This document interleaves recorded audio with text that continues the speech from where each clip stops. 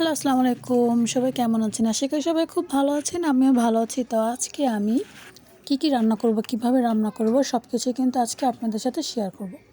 তো এখানে আমি দেখেন ডাল দিয়ে দিয়েছি। তো ডালে এখন আমি আস্ত রসুনগুলো দিয়ে দিব। তো দেখুন ডালে কিন্তু অনেক সুন্দর বলক এসে গেছে। তো এখন আমি এটা বাগার দিয়ে দিব কালো জিরা এবং জিরা দিয়ে এবং পেঁয়াজ কুচি রসুন কুচি দিয়ে আমি এটা বাগার দিয়ে দিব। তো দেখুন এটা এখানে কিন্তু আমার ভাজা হয়ে গেছে। তো এখন আমি বাগার দিয়ে দিয়েছি। তো দেখুন আমার কিন্তু ডালটা হয়ে গেছে। এখানে আমি আলু ভাজি করব। তো আলু ভাজি আমি কেটে নিয়েছি। তো আমি ভালো করে ধুয়ে নিচ্ছি। তো এখানে আমি আলু ভাজির জন্য পেঁয়াজ কাঁচামরিচ ভেজে নিয়েছি। তো এখানে আমি কেটে রাখা আলুগুলো দিয়ে দিব।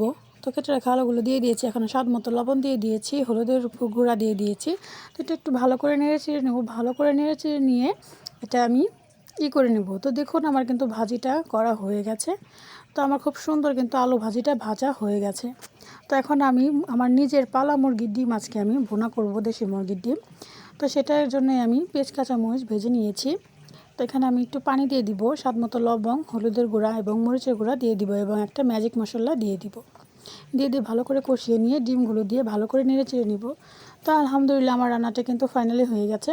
তো আমার আজকের রান্নাটা আপনাদের কাছে কেমন লাগছে এটা আমাকে অবশ্যই কমেন্টে জানাবেন। আর যারা এখন আমাকে সাবস্ক্রাইব করেন নাই দ্রুত সাবস্ক্রাইব করে ফেলুন, আমার নতুন নতুন ভিডিওগুলো সবার আগে দেখার সুযোগ করে আমি যাতে আপনাদের দিতে পারি। তো দেখা হচ্ছে নতুন ভিডিও নিয়ে। সবাই ভালো থাকবেন, সুস্থ থাকবেন। আল্লাহ হাফেজ।